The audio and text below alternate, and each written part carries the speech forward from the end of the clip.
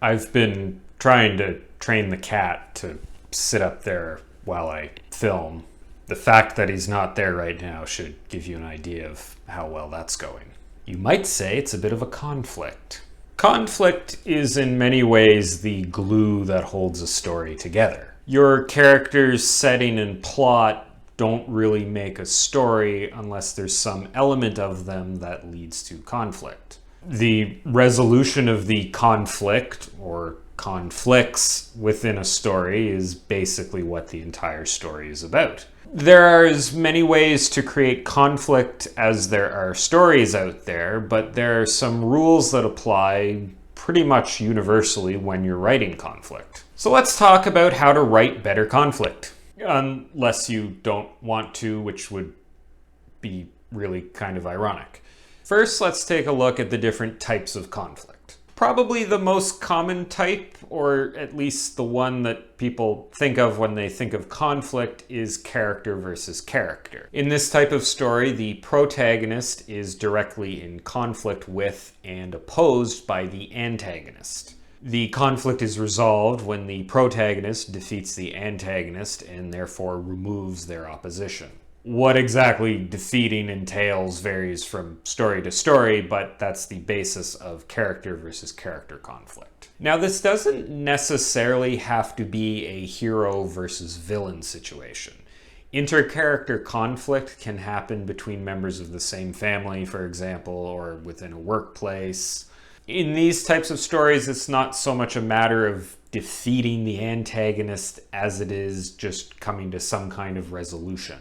I would say, maybe somewhat surprisingly, that a lot of romances are actually really character versus character conflicts when you think about it. Next up are several different kinds of conflict that I'm lumping together into a broader category called character versus environment. You'll often see these broken into different categories like character versus nature, character versus society, character versus technology, etc., etc. I don't disagree with those different categorizations, but I'm lumping them together here because I don't want to spend forever talking about this, and literally every other video out there on conflicts breaks these things down anyway, so... Basically, this type of conflict revolves around an external force that is opposing the character, but is not readily personified. If the main conflict of your story involves a character climbing a mountain, or fleeing agents of an oppressive government, or escaping a robotic bakery that's turned evil, then it's a character versus environment story. Basically, any external opposing force that isn't another character. There's different nuances to writing each of these, but that's kind of out of scope for today. Lastly comes the most thought-provoking and brooding type of conflict, character versus self. The other forms of conflict that I've described thus far can be broadly classified as external conflict, whereas character versus self is an internal conflict. The nature of this type of conflict can vary quite a bit, but it essentially revolves around the character needing to overcome a central flaw that they have. They may need to overcome their greed and selfishness, improve their pronunciation, or deal with some kind of fear or insecurity that's holding them back. This is probably the most common type of conflict that's combined with the others. It's very common for a character to need to overcome some internal flaw in order to resolve an external conflict. In fact, unless you're writing a paragon or iconic hero like Sherlock Holmes or James Bond, I would say most stories feature some kind of internal conflict for the protagonist. This is also, in my opinion at least, the funnest type of conflict to write. If you've watched any of my other videos, you know that I really enjoy digging into characters.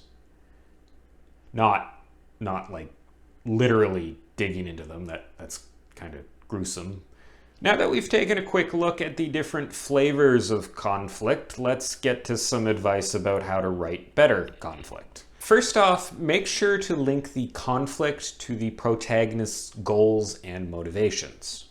Your conflict needs to center around something that is important to the protagonists.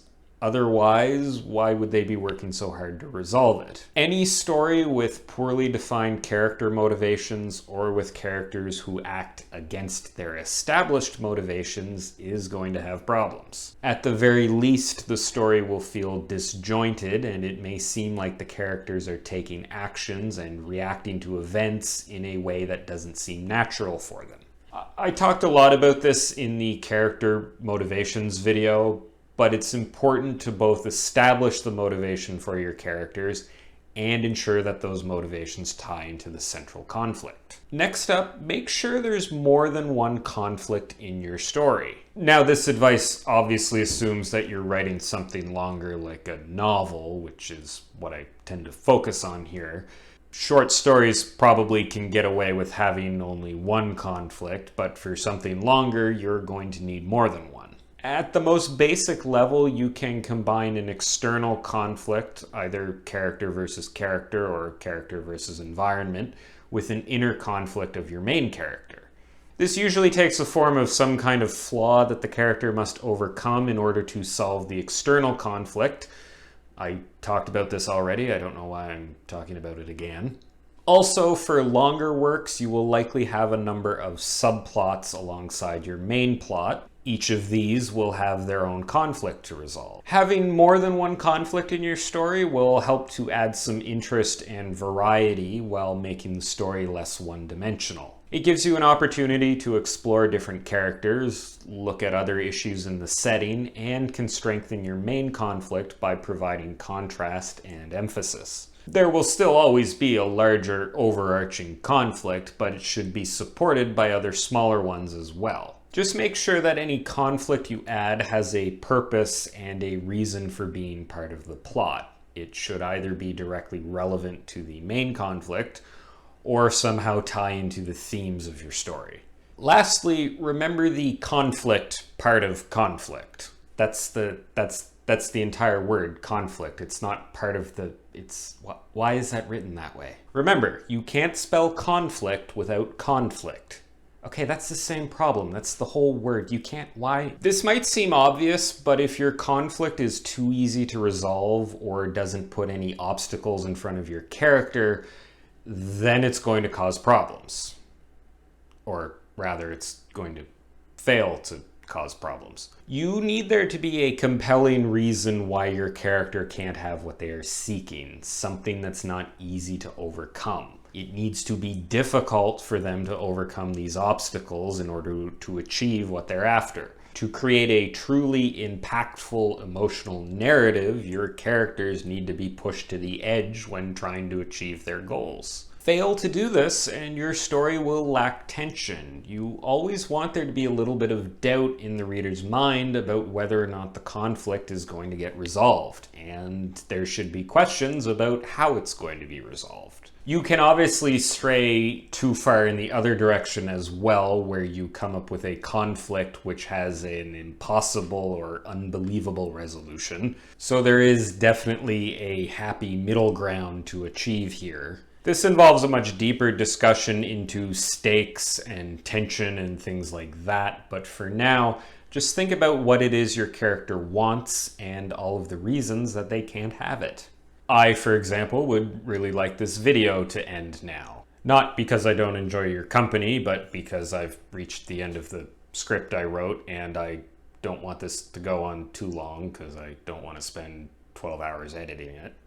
I hope you enjoyed this video and found the advice in it useful. And if you didn't, I hope you can come to some kind of resolution of that. If you want to see more stuff like this, you can check out all my other writing advice videos and subscribe to my channel. I post new videos every Wednesday. Thanks for watching, and I'll see you next time.